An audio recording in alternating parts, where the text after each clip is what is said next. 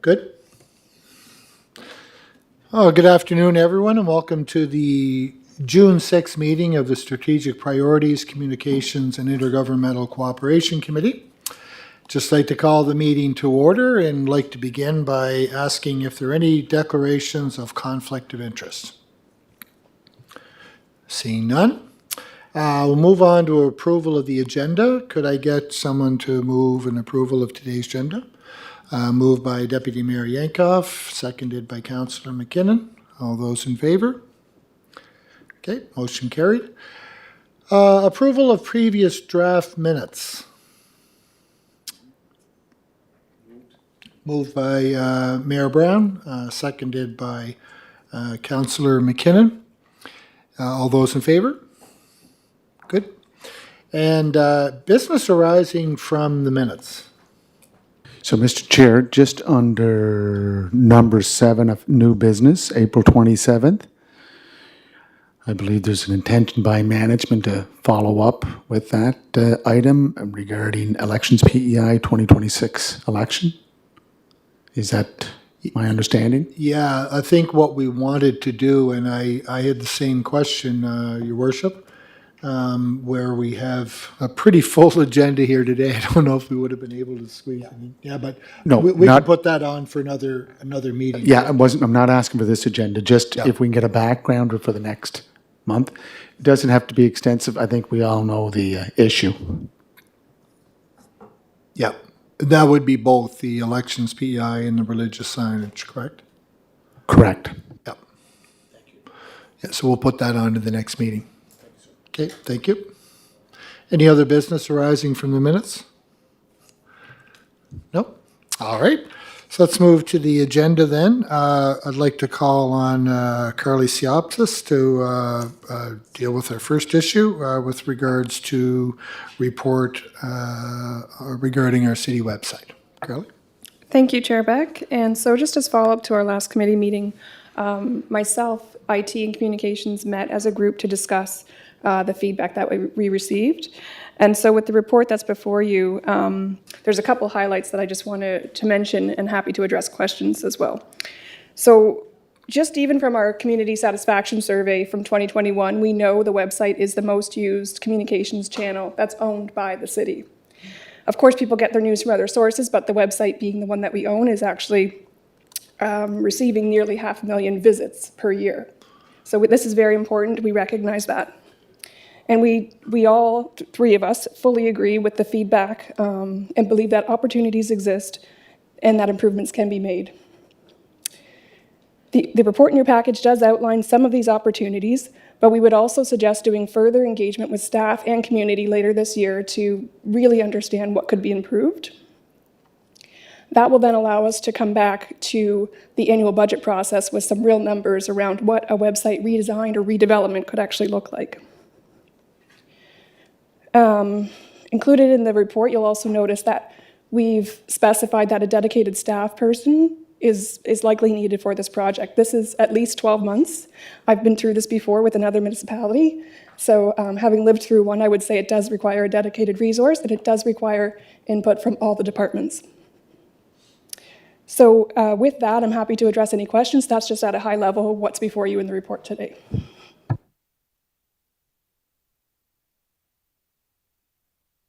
Any questions for Carly?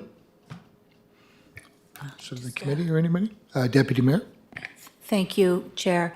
I just wanted to thank Carly and her team for the work she put into this, and it's certainly something that will be a great future project, and I love that it's going to be highlighted in next year's budget process, and just thank you for that. Good job. I concur. Mr. Chair, Yep. I know that Carly was responsible for the charlottetownhall.ca portal. Carly, how are you promoting that? Like that came up at a public meeting that we have it out there, but do we promote it on our Facebook, social media, or website? Could you just give me some information, please? Through the chair, sorry, sir. Yeah, through Chair back to Mayor Brown. Thank you. We're going to get to Charlotte Town Hall branding and some of the promotion in a couple reports from now. But at a high level, what I can say is that we've got about 10 projects on there right now, and each project has its own communications plan, which includes social media, print, radio, different avenues. So even our next agenda item, the community survey, when you hear the radio ad come on next week, you'll hear it reference charlottetownhall.ca. Yeah, it's, I've been on it quite a few times, and if I'm visiting anyone, I tell them to go to that charlottetownhall.ca.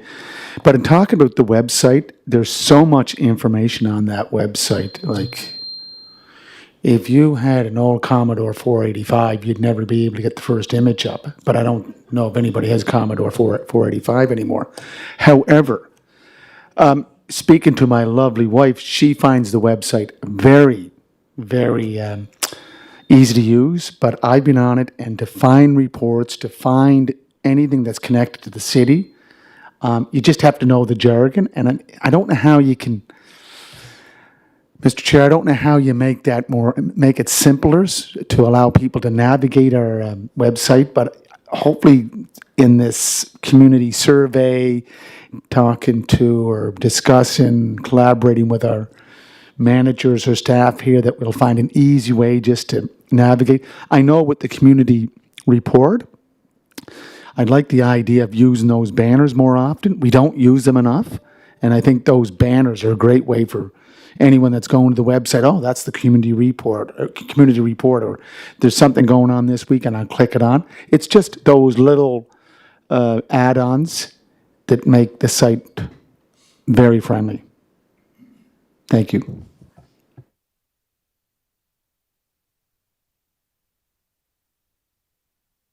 Thank you for that, Mayor Brown. We'll move on to the next topic here. Community survey update. Carly, if you want to go ahead again. Thank you, Chair Beck. So the 2023 community survey actually launched quietly today. And I say that because the telephone survey was in its pre-testing phase, and we had just initial feedback come in within the last hour here. So pleased to report it went smoothly. I think there's some refinements that can be made, just small tweaks on the technical side, but it's going to maintain as a 15-minute survey and with 500 completes. So just as I say there, it officially launches this week. It quietly launched today just from a testing stage. And that's going to be followed by the online survey, which opens on Monday, June the 12th. So on Monday, June 12th, that's actually more of our public launch. Our communications plan will come into full force and effect next week with a news release kicking it off, social media, radio ads, print ads, and actually a direct mail out by Canada Post to each household, along with a few others. So we're really just encouraging residents to have their say on what matters to them most through this biennial survey. And the results, as you know, will inform our corporate priorities and programs, and obviously our services going forward. The online survey, will close on Sunday, June 25th, so that gives residents just over 2 weeks to complete. We don't have a target set for that, but as I said earlier, we'll have 500 completes for the telephone survey, and that gives our margin of error and confidence level a really strong result in the end. So once the survey closes, Advanis, the proponent, will then prepare a final report and present to committee and council later this summer with those results. I'm happy to take any questions. Any questions for Carly on that? I do have one, Carly. On the 500 calls, are they all fully automated calls? Like, would you pick it up? Is it one of those ones where, hi, we're calling in behalf of City of Charlottetown, blah, blah, blah, to proceed to the call? Is it all fully automated? Yep, so the telephone survey is actually being delivered by live people based out of Canada. No, it's not a robocall. And when you receive the call, it's actually from a 902 number, so it looks local. And we also have the ability to do the text pulse outs. So that means your cell phone might get a text encouraging you to click on the link for the Charlottetown survey.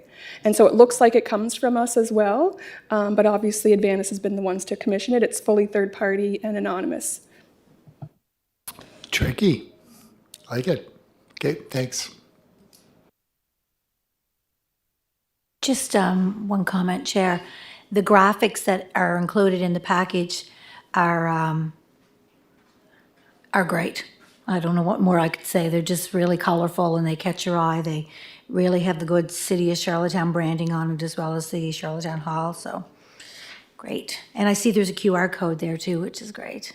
Yeah, good stuff. All right, thank you for that, Carly. So item number 6C, the report on Charlottetown Hall branding, and I'll turn it over to you once again, Carly, for that. This will be my final voice for the evening. I'm sure you're happy with that. But just in partnership with comms, we did take feedback from committees at last meeting to look at Charlottetown Hall and specifically the branding opportunities there. We recognize that some might not fully recognize Charlottetown Hall just yet. The site, since it launched, has had about 6,000 visitors, which is nice, but there's obviously more residents that we can reach out to. So with that, we looked at a number of different municipalities who use a corporate brand, use a different brand, or co-brand. And so what's before you in the package today is a recommendation to co-brand, and the site has been updated with that recognition, and we hope that that helps residents and others recognize that this is an extension of, but it's not the corporate site, because we don't want it to be confused with charlottetown.ca, but we want it to serve as an extension to what we're already doing from a primary website perspective. So the co-branding opportunity is highlighted in your report, but if you were to go to charlottetownhall.ca now, you would actually see it applied to that main homepage. And again, happy to answer any questions that you might have on this one.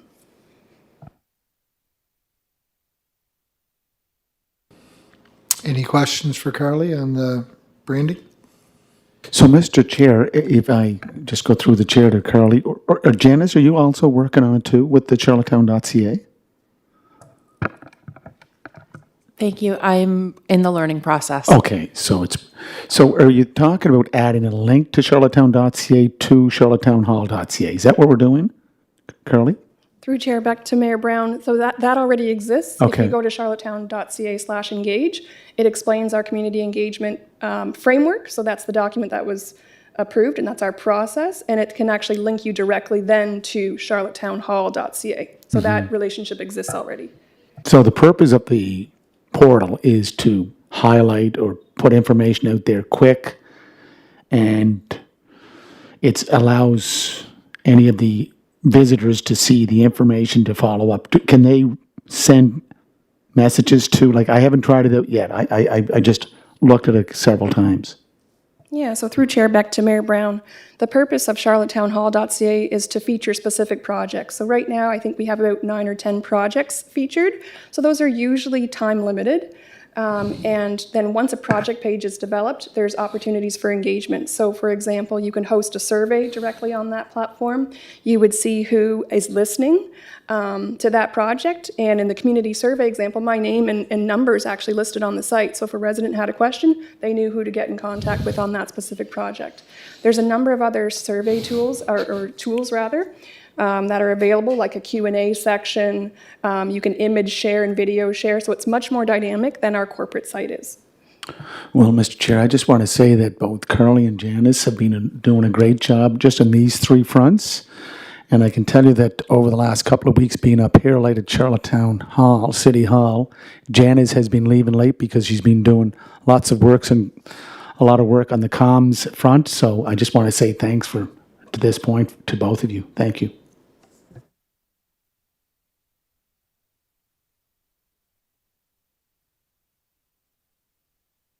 All right, thank you for that, Carly and Janice. So moving along to 6D, a report on FOIP and with regards to the Privacy Commissioner review and CAO Eleanor, I'll defer to you to overtake that one.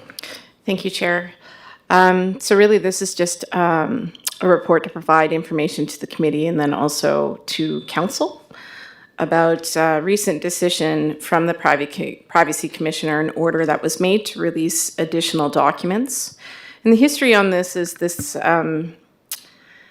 FOIP came into effect April 1st, 2019 for the municipality, and it was in that fall that the city received a request. and showed an abundance of caution in terms of what should be released and what shouldn't be released. So really what this order is saying is we should have released a little bit more than we should have than we did at that time. So I just want to point out that between 2019 and now we're in 2023, that staff have received numerous FOIP requests over the years and could be considered experts at this point. So this is just an information share. Plus, they attended a recent conference up in Toronto at the same time too, so all kinds of in-servicing going on here with our, and one of the participants sitting over in the corner there, Chantel Matheson. Keep So, an eye on everything. Came back smarter than when you left, eh, Chantel? Can cheer you up. All right. I guess I just sort of I was talking about this to Chantel earlier, and I think, you know, we are looking at 2019. It was new.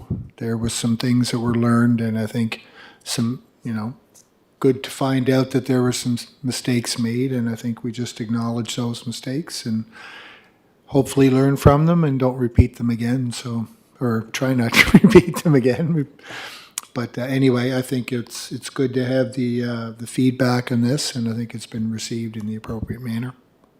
And Mr. Chair, if I could just say that, as our CAO stated clearly, that FOIP came into effect April 1st, 2019. Our first meeting on the STRs, CAO Eleanor, was in June 19th, 2019. And the deputy remembers that meeting because it was down at the Confed Center in Memorial Hall, and we had placards that were showing in the Memorial Hall. It was about full capacity, and it just kept rolling from there. But as I said, at the end of 3 public meetings, 3 years of work on it, the city of Charlottetown was able to bring out or put in place a short-term rental regulatory framework, which is now in effect. So, yes, it was a learning curve. We learned a lot. Did we make some mistakes along the way? Yes and no, but you know what? We've learned a lot, and we have 2 of the best FOIP coordinators on the island working for the city of Charlottetown. So I'm confident that anything going forward will be all out front, transparent, open, accountable. Thank you.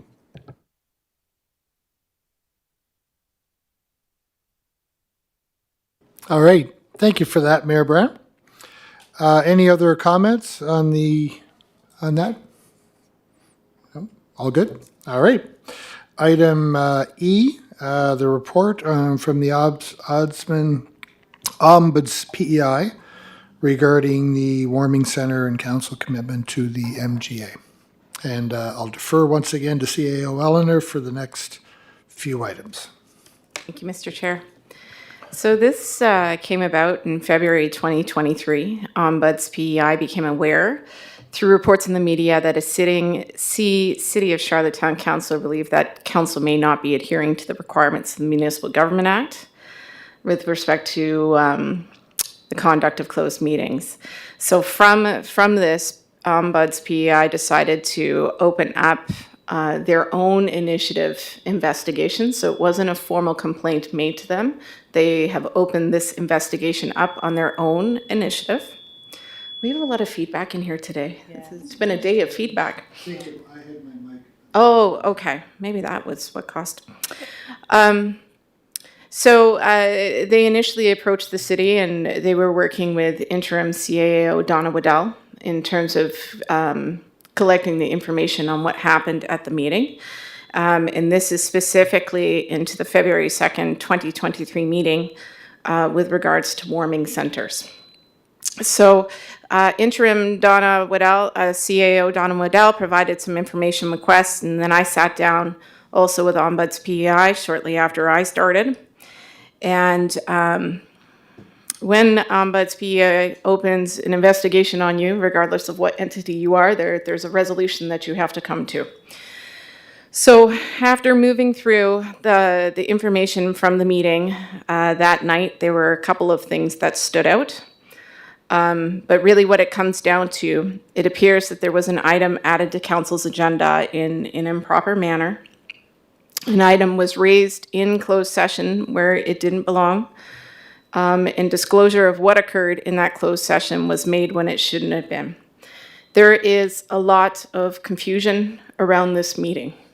So ultimately, in the end, what Ombuds PEI is looking for a commitment from the city when it comes to closed sessions and the city's conduct.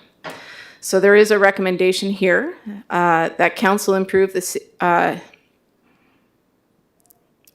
that council improve the City of Charlottetown's application of Section 119 of the Municipal Government Act by having the mayor, committee chairpersons, and the chief administrative officer strenuously test whether a topic meets the provisions set out in Section 119 of the Municipal Government Act before adding it as a closed session agenda item. B, using plain language in council's agendas to describe topics that will be addressed in closed session. So that means on an agenda, you will see that a closed session is being had regarding a certain section of 119, A, B, C. But then we would be a little bit more clear. Maybe we would say there's development of land, or it's negotiation of land, or in my case, I use the example, you may say that it's under the section that talks about employees, but you would say in a little note that says negotiating CAO's contract, which is not something you do in public. And then C would be having the mayor or chairperson rise and report in council or committee meetings after a motion is made to come out of closed session. So that's where you come out of your closed session and you say, it depends on what's happened in that closed session, but if we use the CAO example, we just had a closed session based on this section of the act. We're negotiating the CAO's contract. That hasn't finished yet. There's going to be another closed session in the future. Or if in the closed session you're actually able to resolve something, when you rise and report, that is when you would make the resolution that comes out of that closed session, the public resolution. So that's what rising and report is. So that would be for the committee chairs that would do that if they have closed sessions, and also for his worship. And then finally is simply what we've all agreed to do in terms of governance, which is adopting a continuous improvement culture as it relates to good governance and application of legislation. So that's the recommendation to go through to council to approve that by resolution. Any comments for CAO Eleanor or questions? Mr. Chair, do we put that resolution on the floor now? Do you have a resolution there to put on the floor? We do not have a resolution on this to bring to council. Okay. I guess we could put one. Thank you, Chair. So this is actually worded exactly how your resolution would be in the recommendation section. Oh, the section where it goes from the to improve, all the Yep. A, B, C, and D, that's basically the recommendation, Yeah. or the resolution that That's right. we'll be bringing to council. That's right. Yeah. Personally, I think it's great. I think it removes a lot of ambiguity and lack of clarity that was present that night. And so I think after having gone through that meeting and looking at the resolutions or solutions, I guess, that came out of it, I'm very, very comfortable with what's there. And I think it's good reminders or good guidance or good protocols for us to follow in order that everyone understands exactly what's taking place at any given time. Mr. Chair, I think that if you look back to that issue, and it did get emotional because of all the other matters of concern that were floating around, like just prior to that, back in October, we had an issue with the emergency shelter. We had a number of issues that came to council. But you know what? We had a new council in February, first real council meeting. We did have our January meeting, but I think lessons learned is that this issue, whether it's a warming center a reception center, a comfort center. I think we now have an understanding that we do have an emergency measures organization manual that clearly indicates that the city and council can formulate or put in place an emergency EMO committee made up of mayor, councilor, deputy mayor. And I'd like to have that done sooner than later. And I keep bringing it up at the standing committee for protective and emergency services. So we had that in place. We were going back and forth with our fire, our protective services. If we could open one, couldn't open one. We're waiting for the province. I think the lesson learned is that we have the authority to do that. And we don't have to go a full-out plan, one in East Rowley, one in West Rowley. We can determine where they could go. So, yes, I think anything that we put out there that clarifies the situation, makes it clearer for anyone that's listening or trying to follow what we're doing up here at City Hall is all for the better. So, push it on forward.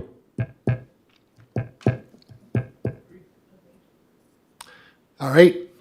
Thank you for that, CAO Eleanor. And we'll move on to item F, which is the report on the 11 additional allegations redacted. And once again, I'll defer to you, Eleanor, for that. Thank you, Mr. Chairman. So this is in response to the special meeting that was held on April 20th, 2023. This is where council approved a number of resolutions prioritizing the modernization of the city's governance system in response to the allegations addressed in the BDO Canada report. At that meeting, there were 11 additional allegations that were addressed, and it was felt that two of those 11 additional allegations warranted additional investigation. And of those two, the first was an allegation related to inventory mismanagement, and that is still under investigation. And the second one was in relation to the city's code of conduct bylaw and the question of whether the financial consequence of being suspended for up to 90 days meets the Prince Edward Island Municipal Government Act. So, just want to make sure I get this in order here. I believe attached to this report, we have the legal opinion that did find that the consequence of being suspended up to 90 days does indeed meet the Municipal Government Act. It meets it today, and it meets it at the time that was issued. And then what we've also attached to this report as well is at that meeting, we promised that there would be a further unredacted report for the BDO report, and explained at that meeting at the time we needed to gain additional permissions to release information in that report from different parties. We've received some permission to release information, and others we have not received permission. So that's why there's still redacted items in that report. So the city has done everything it can at this point under the Freedom of Information and Protection of Privacy Act to release that report with as much information as we can. What's also included in this report, based on the follow-up after that meeting, and actually we've had some elected requests since, we've included the redacted 11 additional allegations, the original email. We've also, because we addressed that topic in closed session, once a decision is made on something in closed session, that item can become public once that decision has been made. So what has been released from that meeting is the report with the rationale of the recommendations of the day in addition to the 11 allegations. And I believe that's it for this report. So really what it is just for information.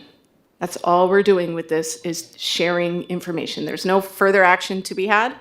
This is information for the council and for public. Thank you.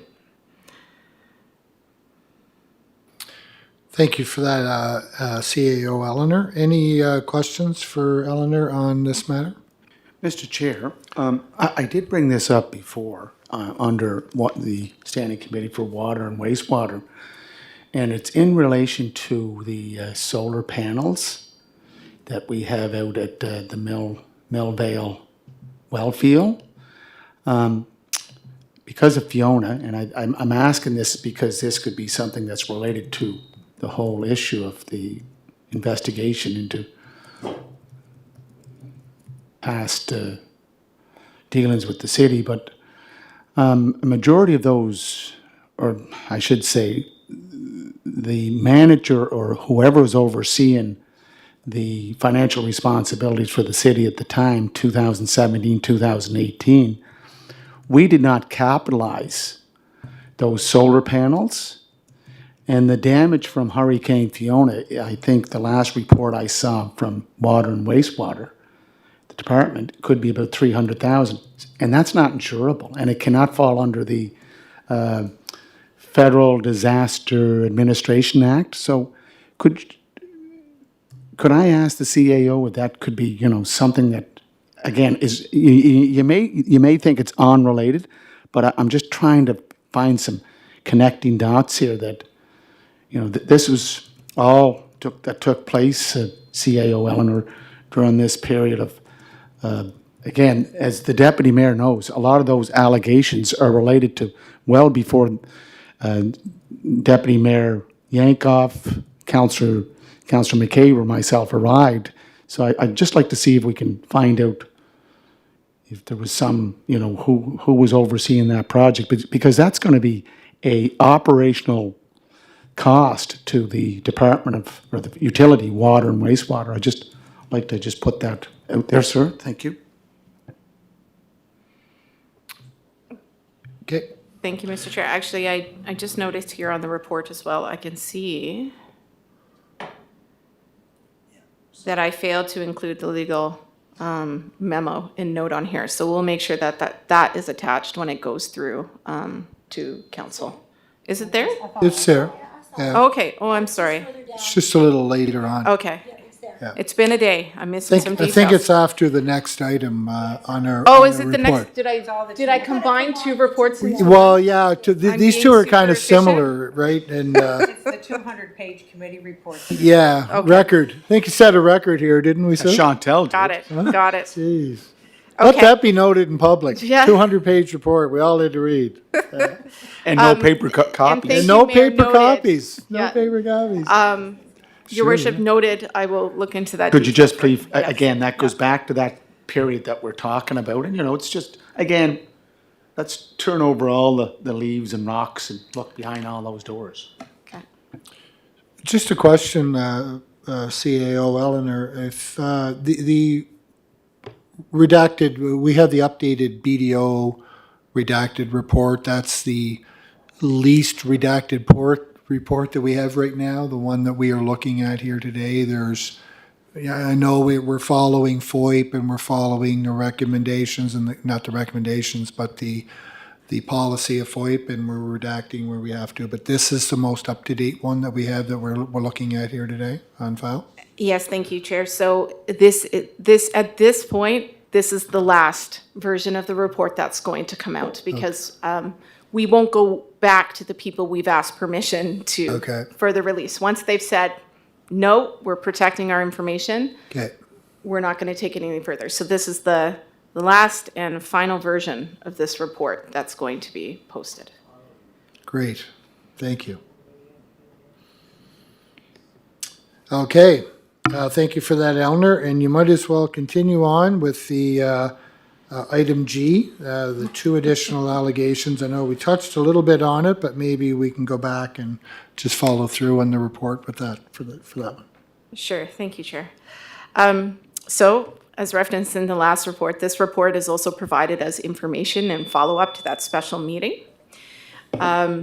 In this case, the first allegation, the related inventory mismanagement, that's still under investigation, and to be perfectly transparent, we're at an information gathering stage for that one. And then the second allegation, as referenced before, had to do with the city's code of conduct. So initially, this was sent through to the legal team, and I should say, at the request of council at that moment, we didn't use Cox and Palmer, the regular lawyers that we have on contract with the city. Instead, in seeking a more neutral opinion who weren't involved in any of this, we went to Key Murray Law instead. So the two questions that were asked of them had to do, initially the question was asked whether suspending the remuneration paid to the member of council in respect to their services as a member of council for a period of up to 90 days aligns with the Municipal Government Act. The question was initially asked of, is it today? And then it was decided that we would also ask them, because there was a slightly different set of, there wasn't a set of regulations in existence back in March 23rd, 2020. So a second question was asked of the day, March 23rd, 2020, whether suspending the remuneration paid to the member of council in respect of their services as a member of council for up to a period of 90 days aligned with the Municipal Government Act. So it was found in both cases, Key Murray believed that it did and does. So that's completed, and as I referenced in the former report, the attachments are actually attached to this report in terms of the legal memo. Now, there was a second part to this as well, in terms of a question about a payment that was made to the former CAO in terms of a claim that the allegation and the claim was made, and there was a payment to the former CAO. So we followed up with the city's insurer, and they have confirmed that a payment was not made, and that confirmation is also provided as attached to this report as well. Thank you. Again, this item, an information item. That's it. Thank you. Thank you for that, Eleanor, and thank you for the soliciting the diligent background work on this. I know it's another item that had to be taken time to explore, but I'm glad we got a confirmation or affirmation, I guess, of what the answer is. So thank you for that. Any questions for CAO Eleanor? The mayor's looking at me quizzically. Just a clarification on what our CAO said. Very well done, CAO Eleanor Mohammed. But on the missing parts that were sold and whatever else, the person that made these allegations, are we going back to that person for the information to substantiate or back up what he's saying, or are we just doing an investigation internally through our protective service? Again, how many years is it? I think it goes back to 2012. It's 11 years ago, and I think the person that we're talking about has since passed. Thank you, Your Worship. So in speaking with City Police about this investigation, there's certain information that we need to provide. After things are 10 years or older, it does become very difficult. So at this point, we're looking throughout the organization in terms of trying to find documentation. And then what happens in an investigation process is we have to collect all this documentation up, and then we hand all that information over to the police, and they will be able to let us know if there's enough to actually properly investigate it. I suspect when they tried to investigate this before and it didn't go anywhere, it might have been because there wasn't enough information at that time. But we're going to give it another go and see what we can find in the organization, and we'll see if there's enough to take any action. Thank you. But again, just to clarify, Mr. Chair, will the police go back to the person who made these allegations to say, okay, if you discovered this or you knew this was going on, where's your proof? Because when I asked, I think I was told that a little birdie told him. So I'm just trying to find out, where did the information come from? And if it did come from the source that's making the allegations, hopefully the police will go back to him or to this person to ask, provide more details.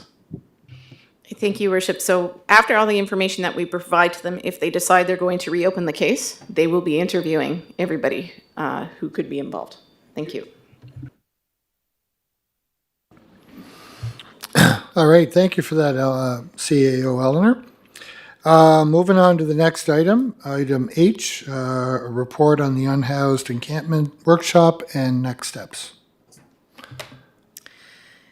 Thank you, Mr. Chairman. So this is simply a summary of a really great event that the mayor hosted, a conversation on unhoused encampments. This event was specifically for organizations who have a stake in unhoused encampments and the challenges that come along with it. And the intent was to bring together these organizations to have a discussion about the challenges, not just for the city, but our stakeholders as well in terms of unhoused encampments. And we recognized in creating this event that it would be very difficult for someone who was unhoused to attend this event, given all these other stakeholders. So the intent was to bring the stakeholders together first to be able to plan out what are some really good next steps that we could take in terms of the unhoused encampments. And one of those steps, as you can see in the report, is determining how we can have a conversation with some of the unhoused people in Charlottetown. And we're still working on some of the information related to that. But we also had two other immediate tangible items that the city is going to take action on. One is that the city's Parks and Recreation Department is connecting with the province's harm reduction team to begin identifying locations for safe needle disposal sites. And this is in response to, we've received many complaints at the city of needles being located in flower beds and becoming a problem in our parks. So we're trying to find a way to help clean up this situation. So that's one tangible thing that did come out of this session. A second one, which is also part of the recommendation, and the recommendation essentially is that council approves the creation of an interjurisdictional city-led response team to address unhoused encampments within the city's legislated mandates, with the terms of reference to be developed by the response team and its members. So the city-led response team would be co-led with the chief of police and the chief of fire. And then they'll be bringing on additional stakeholders as needed. So this is more about the city's response and how we need to respond to different situations that come out of unhoused encampments and the unhoused. There's a number of different situations that happen throughout the year.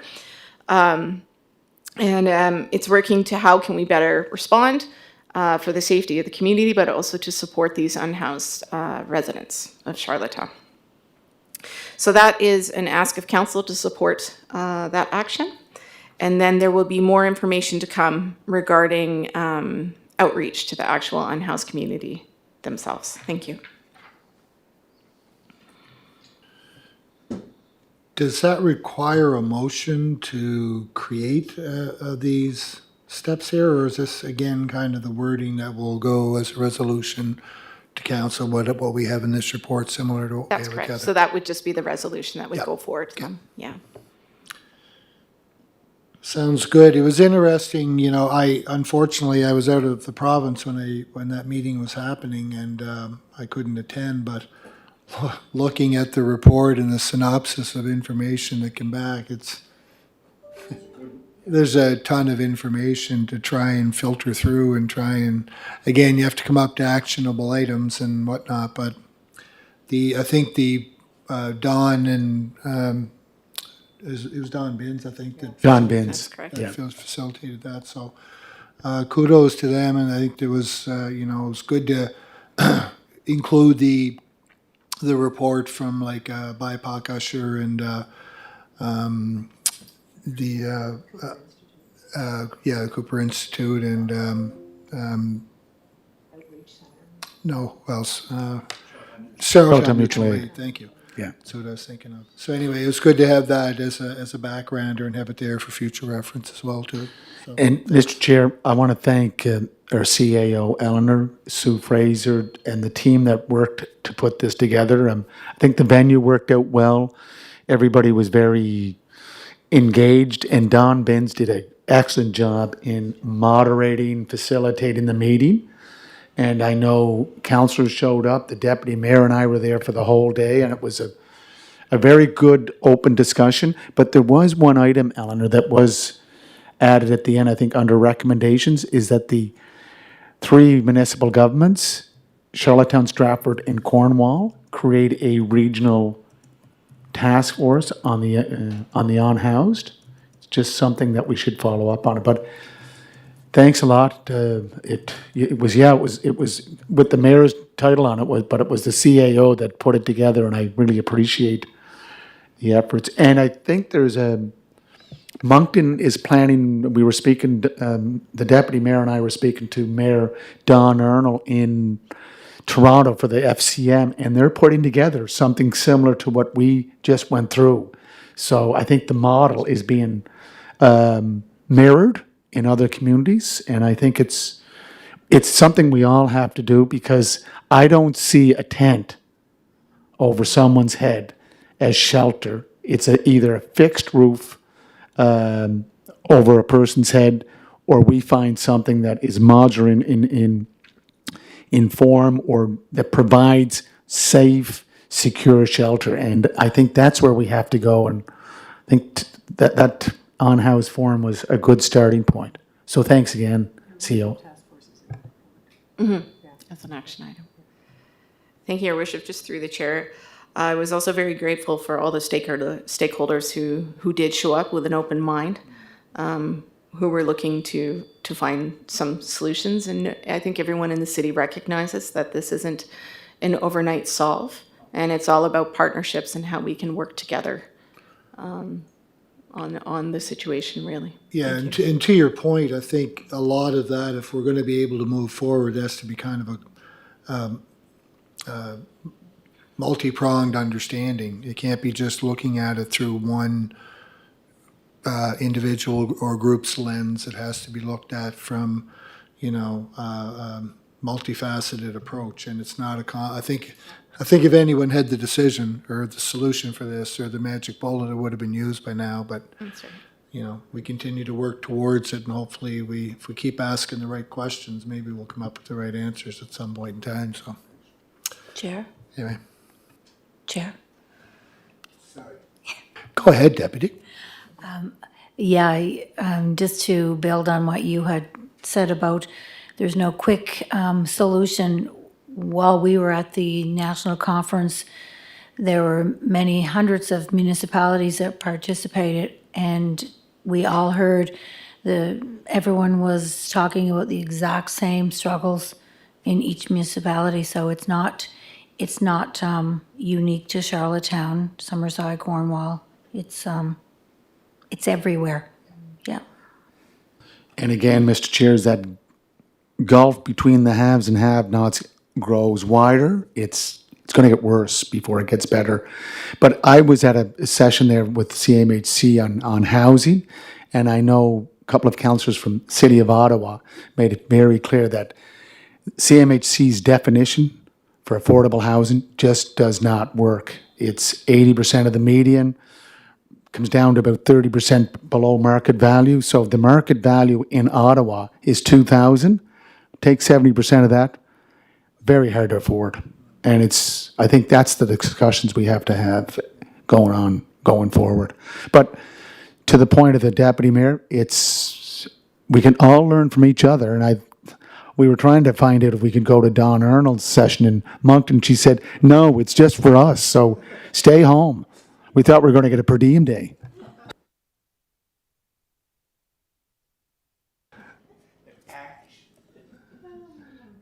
All right. On that note, nice little segue into our next one, I think, as I'd call upon Sue Fraser to move into the CMHC, aforementioned CMHC Housing Accelerator Fund application. So Sue, if you can provide us with an update on that. Thank you, Mr. Chair. I've unwittingly rolled into a couple of key files with the city, both connected to CMHC. As you know, we were active in application with the Rapid Housing Initiative, And we're now in partnership with the province of Prince Edward Island to deliver affordable units within the city of Charlottetown, and that development is to be announced hopefully in the coming months. So our partnership with them is we're essentially we're in the primary agreement with CMHC, but the province is the intermediary, and they will be the ones that will actually deliver the outcomes at the end of the day. This one that I'm talking about today is a little bit different from that. It's also through CMHC, and we've been approached as a growth leader, one of the growth leaders in the country, to make an advanced application through CMHC for what's called a Housing Accelerator Fund. And this fund would have us actually directly executing on particular initiatives that will help to increase or incentivize housing in the city. And it's not just affordable housing, it's housing units in general. So it could be single family homes, it could be it could be apartments, it could be affordable units encompassed in the development, but it's a much broader range of services, and they're initiatives that we would directly deliver on that would drive an increase in units. So what we did, because of the fact that this was very much an accelerated application, we had to go outside to find someone in planning that can specifically work on all the different kinds of initiatives we might want to advance through this application, because the application has to be in by June 14th. So we're on a very, very tight time constraint. There's a lot of information that needs to be put together. We need information not just from planning people, but from all the different departments, because the deliverables could be connected to climate action, they could be connected to our parking strategy, they could be connected to increased density in our official plan that's forthcoming. There's all kinds of variables that come into play. So we have to be cross-jurisdictional in the 7 initiatives that we're advancing. And so what I wanted to do today was make sure council's aware that we are going through this application process. And then, of course, when we get to the point, if and when we get to the point where we actually have funding approval, then we would be coming back through council to ensure that we have necessary approvals for the mayor and the CAO to sign off on the funding agreements that have all the deliverables in them. But just to give you an idea, for instance, of some of the initiatives, one of the things, as you know, we have an e-permitting system in place now, but what we could do with this money, because there's a considerable amount of money on the table. So a prime example would be we would have a ramped up version of e-permitting that allows other departments to give their permissions as well, whether it's streets, roads, parks, all the other departments that are involved when a development happens, that we can have an integrated e-permitting where all the permissions are being generated, and then it goes to planning after everyone has weighed in and given their permissions, and it's a consolidated, amalgamated version of getting permits through. We can also, through this program, actually hire staff to do things. So, you know, one of the main initiatives for us is to get our new official plan, give it some legs, and get the bylaws and regs attached to the new official plan out of the gate, because this is a 3-year program. So we have time to actually build on the plan, the bylaw changes that would come with it, the policy changes that would come with it, all the language around increased density and what that looks like, design guidelines becoming design standards, and what we expect builders to do going forward, something that has some teeth to it, so that our built communities consider everything we need around flood, the floodplains, around active transportation paths, around community garden plots built into the development, all those things. If we can incentivize our development community to actually deliver on these, what we're calling guidelines now, we can have new built communities that look very different from what we're doing now. So this is a huge opportunity for us to do better, be better, as far as increasing density and building wonderful new communities within our city boundaries. We can consider land acquisition. All these things can come into play in this application. So, it's all in the imagination as far as what we can actually apply for. And some pretty significant deliverables can come with that. All right, thank you for that, Sue. Any questions? So is Sue going to be staying with us for another 3 years? Is that what she said? Well, we were just that's- having that discussion Yeah, I off think that's what camera you said, before 3 the years. meeting started. Is that what you said earlier? There's a camera up there now. I can go for that. Be careful. It's all right, I'm on the record. I do have a question, Sue. Is this different than what we talked about in February, March, whenever? Is this separate or is this the same? Is this the same?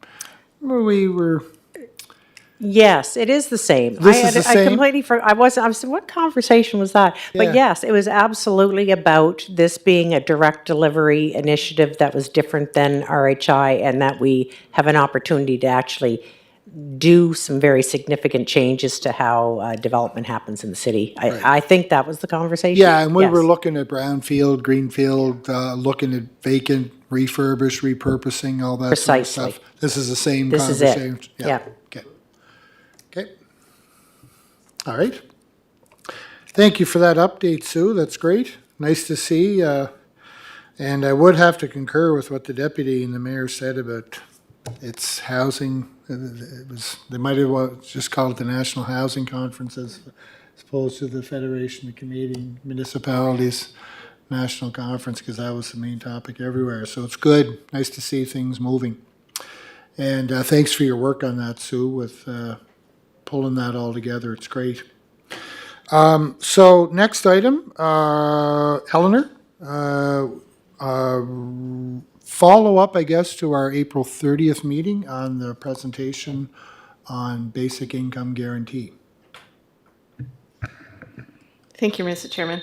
I feel like we might not need too much background on this one because Yeah. it's extra fresh. Right? So, what you have before you today is a recommended resolution to take back to council.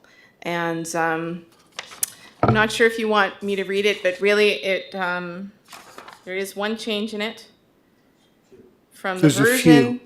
Oh, throughout the whole thing? Yeah. Okay, so perhaps I'll let the person who drafted it just explain what the changes were from the report. Does Sure. that make sense?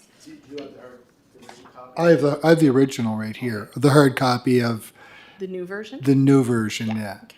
If that's okay. Yeah, perfect. Do you want me to read it? Or copy, do you have a copy there? do you have a copy, Deputy? I'm just bringing up you had sent us an email with what you changed. And that's all in here now. Mr. Chair, I think what you changed or what you amended, I think that's what I was always going towards, is that there was too much about assumptions, and I think that's what you were alluding to in your critique of what was sent to us from the Cooper Institute. And I think CAO Eleanor, what's in front of us now is going right to the heart of what we are supporting. And please remember, basic income guarantee is just a floor, okay? It's not the second floor or third, it's a floor. And it's just to provide basic income allowance or a basic income guarantee. That's all it is. I think that we just don't want to complicate it, and I appreciate the comment where Councillor Beck said, therefore be it resolved that the council of the city of Charlottetown direct the office of the mayor to write a letter to the Prime Minister, PEI members of Parliament, calling on these orders of government to engage in discussions that focus on developing a guaranteed livable basic income, which I think, Mr. Chair, hits the essence of what I think Wayne, Easter, and Marie Marie Bridge were trying to get to on April 30th. And that was the gist of the primary focus of that meeting, is to urge the levels of government to have the discussion. And, they prefaced it with the support that came from the all parties. There was support at the provincial level, and they're looking to engage. So I think that was really where we were going and wanting the resolution to be reflective of that request. And I think Councillor McKinnon, or if anyone else has any other opinions, I know Councillor McKinnon was talking earlier, and I think he agrees with it. I think the mayor agrees with it too. And Deputy, I guess you could have your offer in your thoughts as well Sure. too. In the email that you sent, you have all these little red sections. Yeah, that's what I removed, or I recommended to remove. Okay. That was Yeah, in the 'cause I original, didn't Deputy, even that was see in the them. original letter. I know, I couldn't even find them in the original, but they're there. Yeah, because it's so much longer. Okay. Yeah. Yeah. Yeah. So the essence of it is there. There was just some things, it tightened it up a little bit, it clarified it a little bit and made it a little bit more succinct. And Mr. Chair, just to add something, Deputy Mayor Yankov, what was in the original resolution is in the red that was proposed by Councillor Beck to remove, because I think it was talking about reports, pilots. Well, a lot of them are inconclusive because they were stopped abruptly.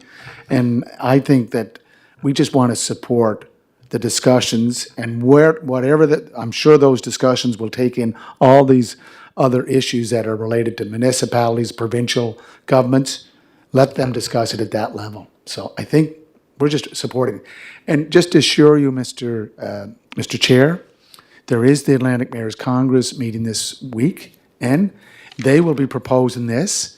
And I will, because we did not support it, I will not be supporting it, but I will be informing them that there will be a resolution coming forth on Monday, June 12th, a regular monthly meeting that would look at the essence of supporting a basic income guarantee. So just to make it clear, I don't want to go there to represent not just myself, but I should be representing the office of the mayor and office of council, and I would appreciate that we could support this unanimously and pass it on to the regular monthly meeting, June 12th. Thank you. Okay. Any other comments? All right, so we'll motion to bring this, I guess, do we have to vote, sorry, we have to vote here to move this on to council, correct? Thank you, Chair. So far for this meeting, you've just been going with consensus for the things that we're going to send forward. So if Okay. you feel you have consensus, we can just take it. Okay, Yes. yeah, move it forward. Okay, all right, done. So under new business, does anyone have any new business they'd like to bring forth? Okay, I have a few items. The first one is I do want to bring on, I've had a preliminary discussion here with CAO Eleanor about this, but I've been receiving a lot of complaints about the cell service in Charlottetown. In particular, in my Ward 3 area, I would be one of the victims in that poor cell service, as people who've tried to call me here, the deputy or the mayor or CAO Eleanor, found out that the reception service is spotty. So there's been several discussions. It really isn't our domain. We don't have anyone attached to that file here at the city. However, that being said, I think it's an important discussion to be had, whereby we find to see if we can speak to the appropriate parties, as to whoever that may be, to find some resolution to what should be a basic service, I guess, in today's world, with everyone having a cell phone. I even had one resident who said he runs a home-based business and does most of his work at home and cannot make a phone call or receive a phone call, and he lives in the heart of Charlottetown. So, it's something I think that we would like to see if we can make some inroads on that. And I guess, Eleanor, maybe just for clarification, can we maybe talk about what the next steps might look like with that in terms of where that might land. I know it would have to fall probably under someone's purview here in a committee, but maybe if you could share with the committee if there's anything, any ideas that you might have in terms of how we may look at addressing that poor cell service issue. I would add one other thing. In personally speaking, I did speak with one of the cell providers, and they acknowledge that it's a problem, but nothing we can do about it, so to speak. So I think I don't know if that's not a good enough answer, so I think we have to find a little bit more acceptable solution. So maybe if you could share with the committee, Eleanor, any thoughts you may have on that. Thank you, Mr. Chair. I think there's an opportunity similar to what we've just done in terms of writing letters to the province and potentially the federal government, talking about dead zones in Charlottetown when it comes to cell phone. We also knew this was a very hot topic during the time of Fiona as well. I think the time is right to raise it. So what administration can do is take this back and come back to the committee with a report, potentially another resolution, saying that we take some action in terms of advocacy for this.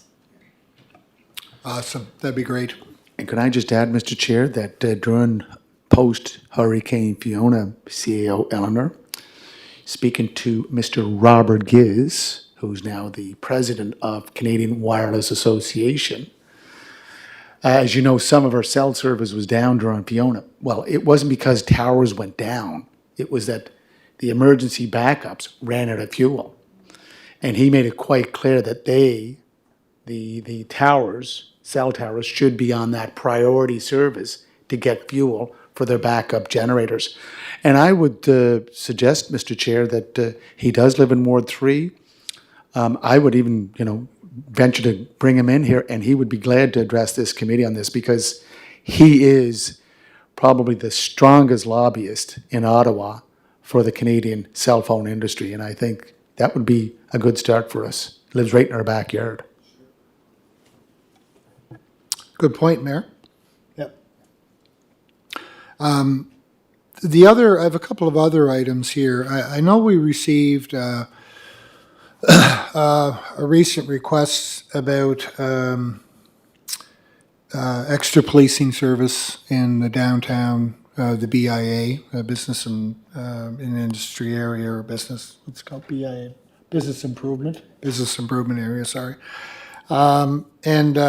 So I know that, at this point in time, I know that we've heard from Chief McConnell, who has identified that we are short on our complement, admittedly so.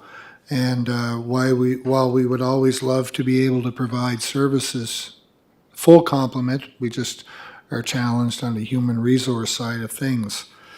It kind of got me thinking about when I actually read just recently, there was an article on CBC, and it talked about some initiatives that are being done in our sister cities in Fredericton and Moncton, where they're engaged, kind of like, I guess, community security people would probably be the best way to describe it, who are trained in a minimal amount of security presence. They are not full-fledged police officers, but they are out. They're like eyeballs on the street. So they have a presence. They would wear a uniform distinct from city police, but it would look like some kind of security type uniform.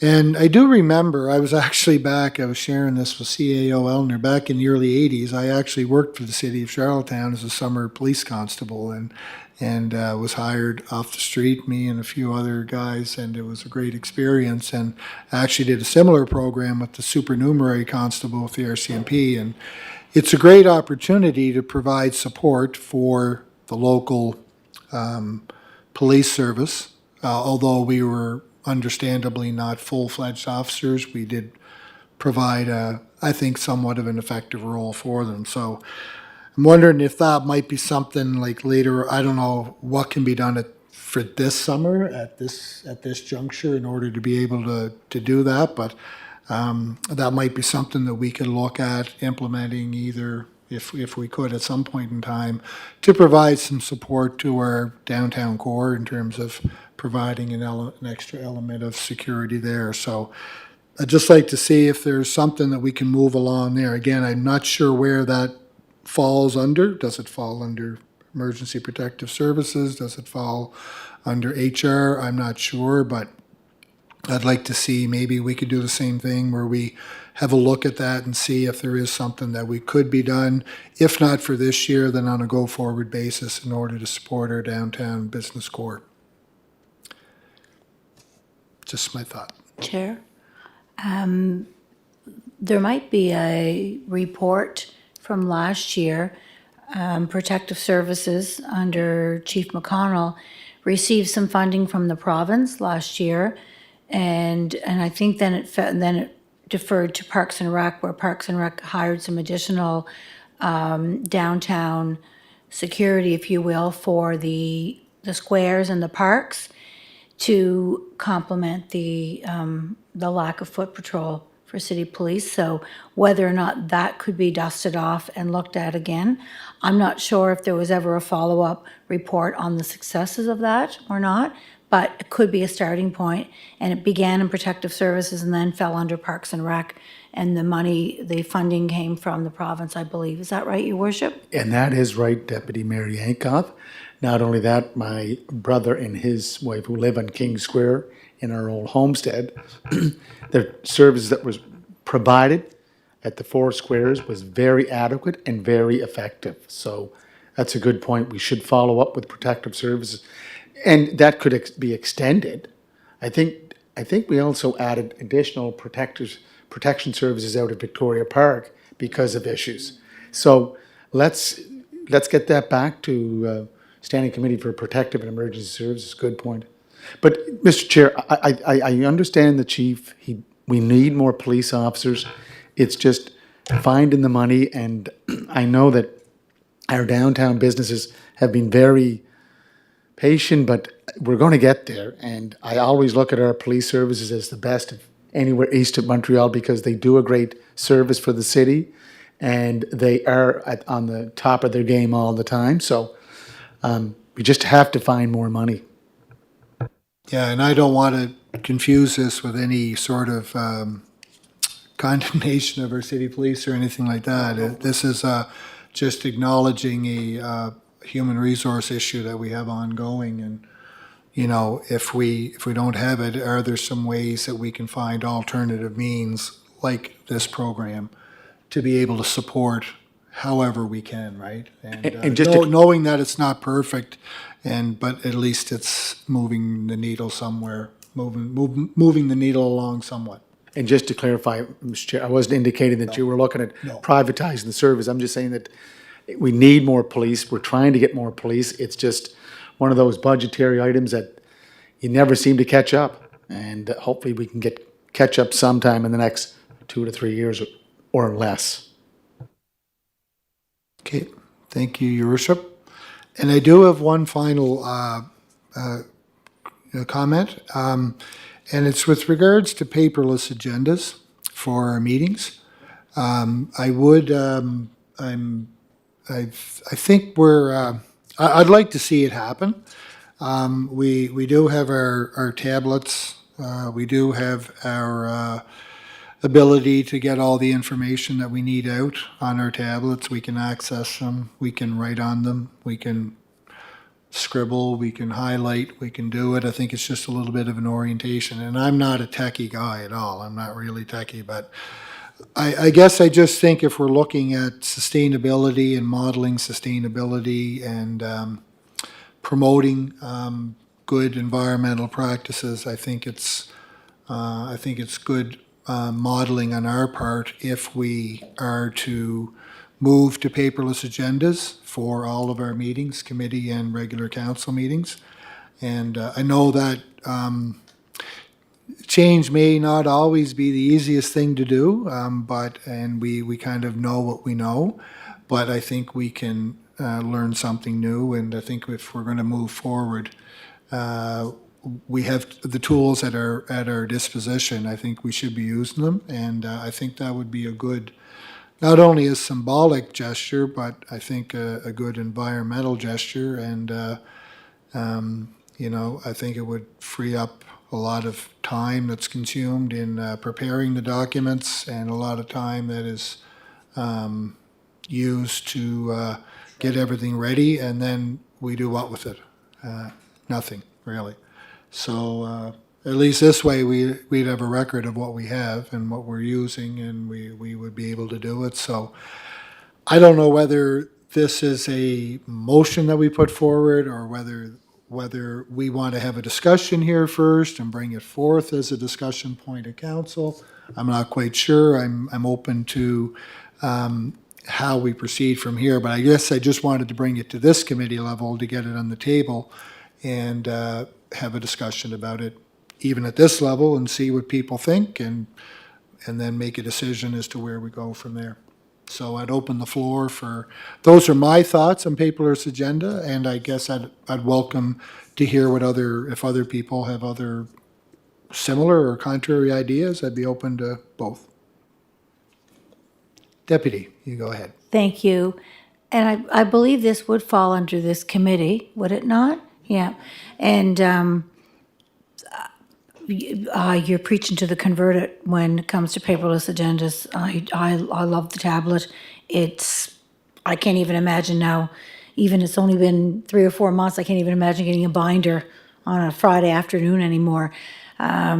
So I'm not sure. I doubt we could do a resolution today, because I think we need a staff report before it can come as a but it certainly could be something perhaps we would discuss here and see whether or not we want it to give direction to staff to write a report and bring it back for the next time.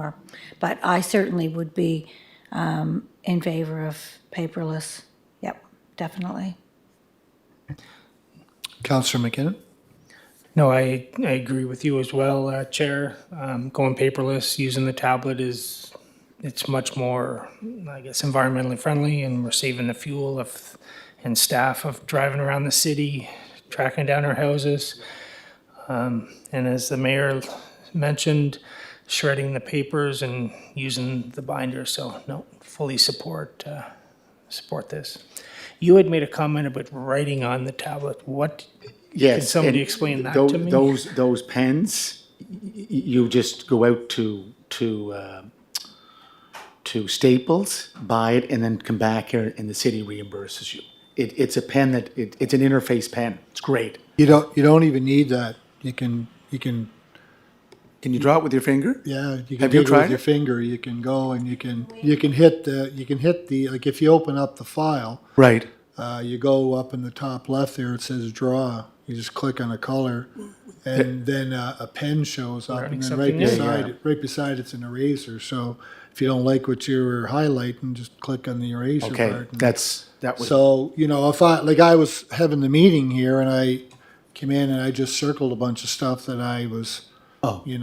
interested in, that I may have had questions about, so you can do that. And, you can still write, if you have any questions, write them down on a pad, take the pad in with you, but that's only a pad Yeah. here that you use over and over. I may again. So- use you as a 30-second teacher Hey, at some and like point I to said, show me how to do Councilor that. McKinnon, I'm not Yeah. the guru. I'm just very basics. But there's I mean, we have a tech. I mean, I'm sure Tara Bender or Rory could provide a in-service training session to show us all kinds of tools that we'd be sitting there and say, "Wow, you can really do that."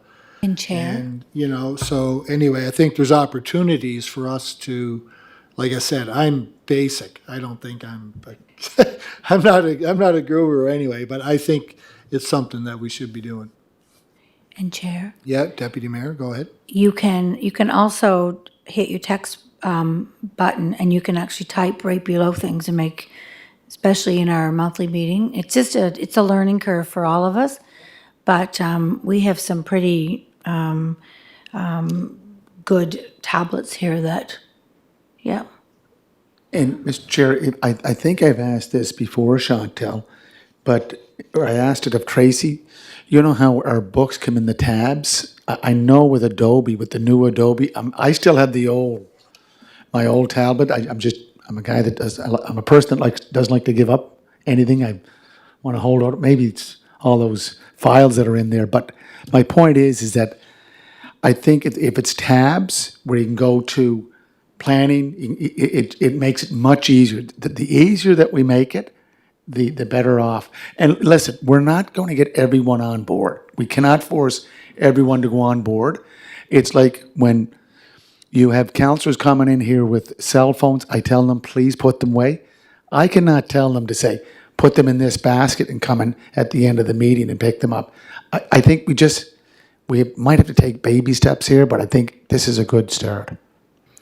Can I just add to that, Mr. Chair, to that point, Your Worship? You're absolutely right, because I know from sitting in this room as often as I do with standing committees that there's always someone coming in asking for a hard copy. And so it becomes very difficult for the administrative staff to say no. So we have to have something else other than just decreeing that we're going paperless. We need to have other supports in place so that the members that are kind of holding out, if you will, are given some proper training so that they can get a comfort level with the tablet and all the functionality that the deputy mayor just spoke about, because it is a huge learning curve for some people. And unless we provide all those supports along with it and we've got buy-in to actually learn, we're no further ahead, because the admin support will still be getting asked to run to the copier at the last minute. And that's the current reality. I think you're right, Sue, in terms of providing training and allowing that to happen. I think what I would like to see is that we set a target. It's kind of like net zero 2030, right? I mean, we're not going to get there overnight, but whatever it is that we get to that, and then we provide along the way, and then, eventually we're going to have to cut. I think we should be cutting the cord in this and saying, you know what, we have other tools. We'll allow you to learn those tools over time. I'm not saying next meeting we come back and say we're 100% paperless, because I said it's hard to let go of what you know. But I think if we go through and we debunk take away some of the myths or the worries and realize that, holy geez, this is actually so much easier. And then, I mean, even what the deputy was saying here today, I haven't used that, but I mean, we could sit down and learn 7 or 8 tools that you can use in order to be able to swiftly move through it. Like, I mean, just even in terms of moving in a tab on the tablet or flipping through a whole bunch of pages or flipping over 60 pages at a time to get to the next report, like, it doesn't make sense. But I get that it does take time to go, but I think if we're going to go and move this forward, I think we should be looking at an end date to say we are going to be paperless. It's coming. We'll allow a grace period for it to happen, but we are going there. That would be my hope, and I think that's a fair balance. But we're saying we are going to move to a different form. Some are going to be ready earlier than others. That's okay, and some may take a little bit longer, but.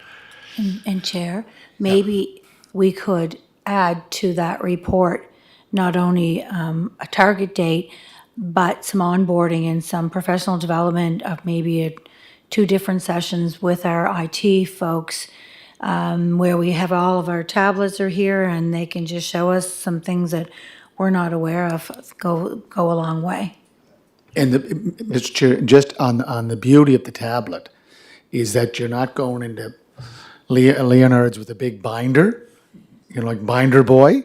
You're going in with a laptop and you can just take your time. That's the beauty of the paperless communication. It's just, again, as Sue said, it's to get to convert the paper lovers to paperless. That's the key.